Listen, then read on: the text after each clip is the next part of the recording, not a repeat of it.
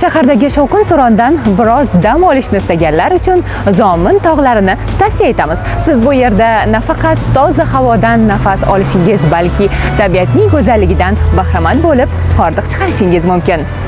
Zomin turistik maskani. Bu yer tabiat va inson ruhining uyg'unligidan bunyod bo'lgan betakror go'zallik makoni.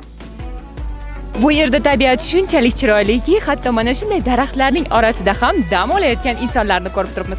Hozir bu yerda bizga intervyu berishga tayyorgarlik ko'rayotgan oilani ham ko'ryapmiz. Keling, ular bilan ham suhbatlashamiz. Assalomu alaykum.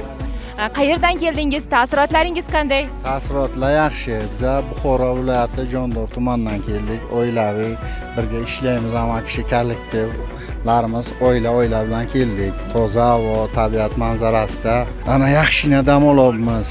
Xotinimiz aytaydi, siz yoshingiz kattaroq ko'rinyapti, bera kelib fikri o'zgardi. Ancha yosharib ketdingiz deyapti.